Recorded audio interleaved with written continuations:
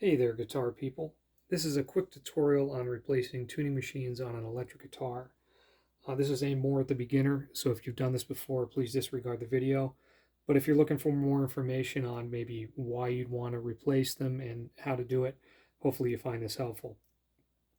So we're looking at a Gibson Les Paul Jr. headstock, and many Gibson's Epiphones have this style tuning machine, but you'll find some other models that did use other variations. And what I mean by that is the screw holes and the diameter of the shaft is probably going to be different. So when you're doing your research on what tuning machine to find for your model guitar, look for a drop-in replacement because that way those measurements will all line up. And most aftermarket manufacturers do make them for popular style guitars. And with Gibsons, if you're looking to replace this style tuning machine, you're going to see collared and non-collared listed. And what that means is there's a collar here. These are Revolution tuners by Kluson locking machines.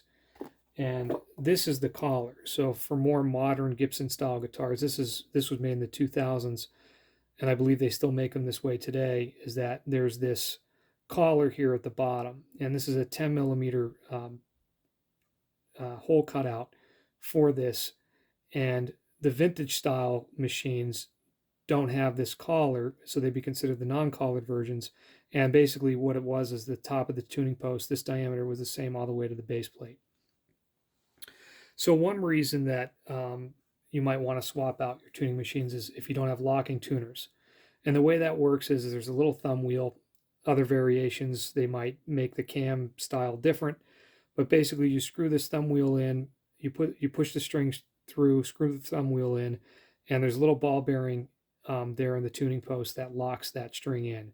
And what this does is it prevents you from having to wind the string on like a traditional tuner, where especially as a beginner you might not be used to winding that string around, and that provides tuning instability. So this will definitely help out with locking your tuning in, and the string won't slip so much. But the other benefit from beginner to pro is that this makes for quicker string changes. Now the main reason that I'm swapping these out is because it has a higher gear ratio. This guitar, I noticed as I was tuning up the pitch, I was jumping past the note. And if you've ever noticed that, then you have to take the tuning back down, bring it back up to the pitch. And we always try to tune up with guitar. It's usually the practice doing that. So it takes time to do that, and a higher gear ratio is kind of what you look for. And what that means is you'll see tuners rated in gear ratios. These are a 19-to-1 ratio, the ones I'm replacing the older ones with. And what that means is it takes 19 turns of this tuning key to make one 360-degree rotation of the tuning post. The older tuners were 15-to-1 or about that, which means they're not as precise. So when I'm trying to get close to right to that pitch, hopefully on these newer tuners, I don't have to go past the pitch I'm trying to achieve. And this just provides more accuracy, which makes it quicker to tune up. So to replace these tuners, very simply, all you do is remove, there's two screws on the back that you'll see. And I'm going to reuse these screws. And the reason for that is the newer Kluson screws provided are a little longer, and I'd rather not have to rethread the wood and use the original screws, as long as it holds okay. And one thing I just wanted to point out too is if you're looking at these Kluson Revolution tuners, is that the color, they're like vintage style Keystone. It's a little more off-white. And again, this guitar isn't really that old to where it would age that much. So these are a slightly or more of a green tint on the original, while the Klusons are more of probably an off-white color. And they do probably stick out close to an 1/8 inch further out. I would say the weight is, by hand, it feels kind of close, which is surprising. So then we'll flip the guitar over. And this is a 10 millimeter nut on the top here. Just remove that.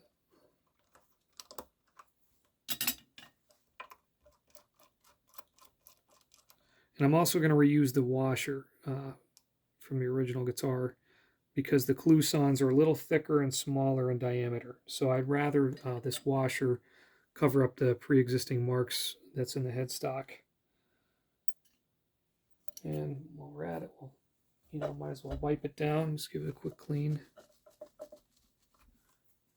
Flip this back over.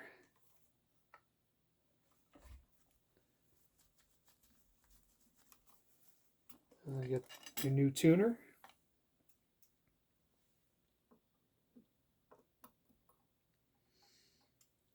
And Gibson headstocks have a pitch to them already, so they kind of give you that angle that you would look for with the string for it to be placed in the nut correctly. Now you'll see with Fender 6-in-line style guitars usually where it'll say something like staggered, and what that means is the tuning post height is shorter, and it kind of eliminates the need for a string tree, which is convenient. Just line these screws back up.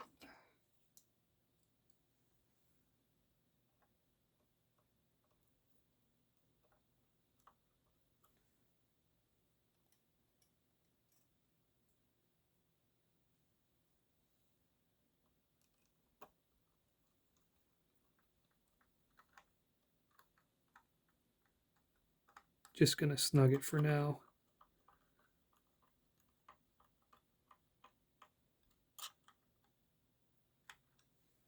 Flip it back over.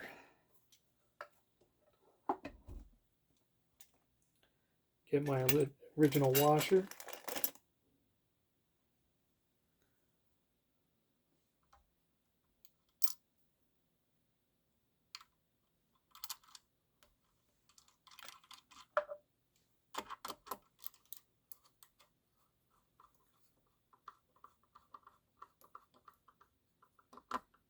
That's pretty much it for installing the tuning key. And when you push the string through, if you're not familiar again with locking, you're just pushing that string through that post and then just tightening that thumb wheel down, and you pretty much don't want to have a wrap on that tuning post. As you bring it up to pitch, it might wrap about half to 3/4 away around the post, but you really don't want to wind around there. Some people do, but I believe usually to the manufacturer, it's not to do that. And I don't really find any benefit if you're putting wraps around there. Hope you found that helpful. Have a great day. Thank you.